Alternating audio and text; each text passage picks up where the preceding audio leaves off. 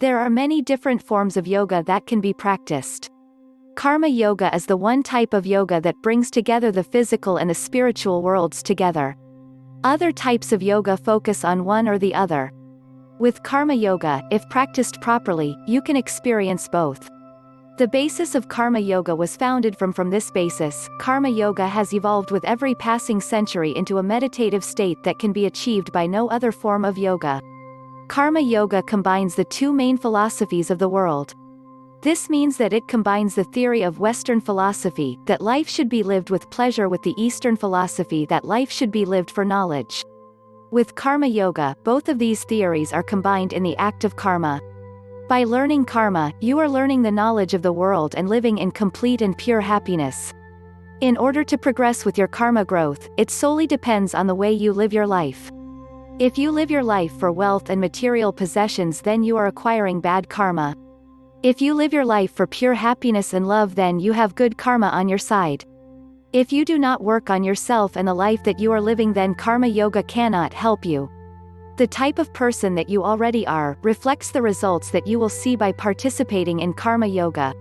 By practicing this form of yoga, you will find yourself learning more and more about life as you continue to work at your goals. Karma yoga can guide you in the right direction towards selflessness as well as towards the right actions you should take in life. Karma yoga can only guide you in the right direction. You yourself have to take the next step and follow the guidance that you have been given. Karma means to do. This means by practicing the act of karma yoga, you are learning how to live your life in the form of good karma. You want to ensure that you are living a life of happiness and freedom. You do not want to be a slave to your ego for your entire life.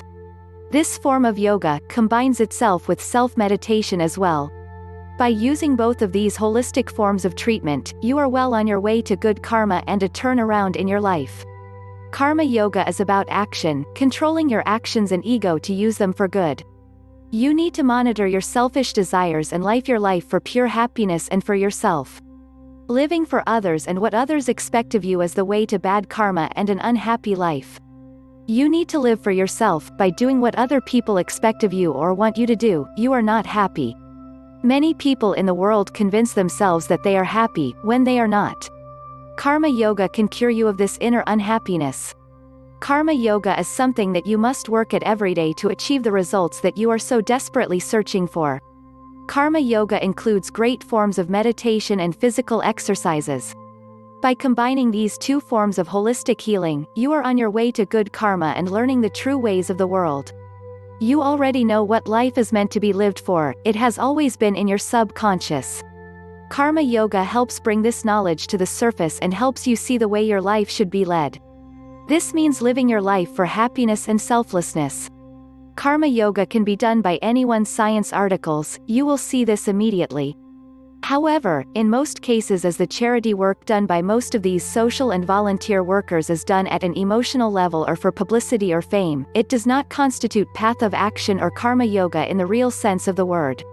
Some people think that going about their day-to-day duties or doing their jobs properly and honestly constitute karma yoga or path of action. But this is again not true, i.e. doing this does not translate into their spiritual growth. So what exactly is path of action or karma yoga? As per the science of spirituality, every action or deed that we do earns us a fruit. The fruit is in the form of a merit or demerit depending on whether it is a good or bad deed respectively, and a give and take account with the person or persons involved in the act. Merits give us happiness and demerits give us unhappiness proportional to the intensity of the good or bad deed that we did. Nobody can escape from the fruits of his actions. If the fruits of our actions are not enjoyed or suffered in this very birth, and this happens in most cases, then we have to take another birth to undergo them.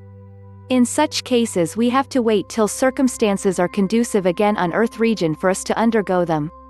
That is till such time that the other people we have to complete our give and take account with are also there on earth, and the times on earth are also conducive for the type of life we have to undergo. It is understandable that one would not like to undergo the results of demerits. However, why would one not want the results of merits? One of the reasons we should not want merits is that in the course of enjoying the fruits of our merits either in this or subsequent births we would do further deeds which would then incur further merits or demerits. This would trap us in an endless cycle of life and death as a result of the incomplete give and take account with people. Kriya or Kruti Kriya are those actions of ours that do not result in either merits or demerits.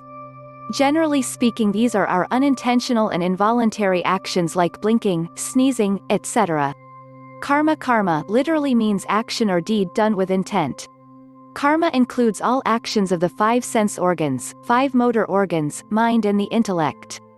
From a spiritual perspective, however, karma refers to those actions that result in merits or demerits. Akarma, non-action action. This is the pinnacle of spiritual growth or the highest possible level achievable as per the path of action or karma yoga. This is possible only in the case of spiritually evolved people above the 80% spiritual level. Here, at 80% spiritual level, even voluntary, intentional actions like helping others happen as kriya.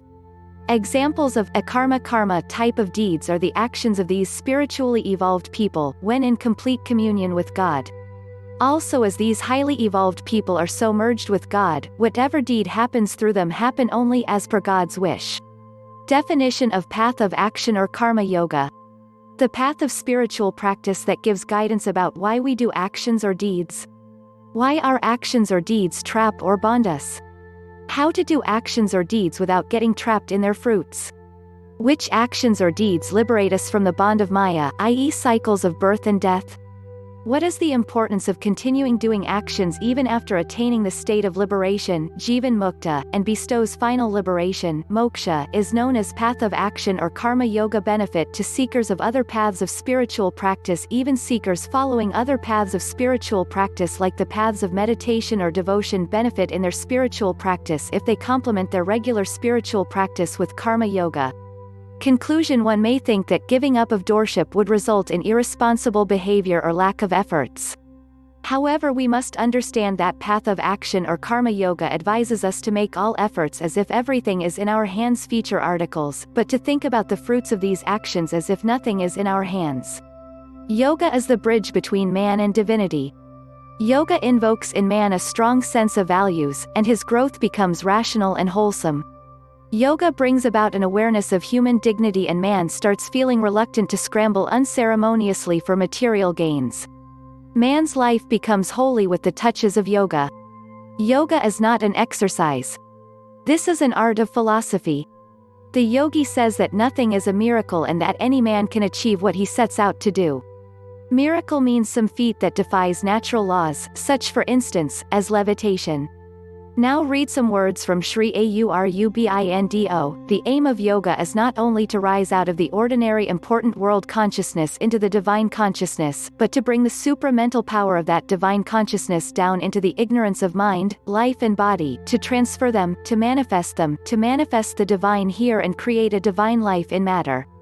If you can accept the ideal wholeheartedly, face all the difficulties, leave the past and its ties behind you, are ready to give up everything and risk everything for this divine possibility, then only can you hope to discover by experience the truth behind it. Yoga is more than a mere combination of exercises and breathing. These are merely means towards an end. Nor does it involve, as some imagine, sitting for endless hours contemplating one's navel, or the infinite.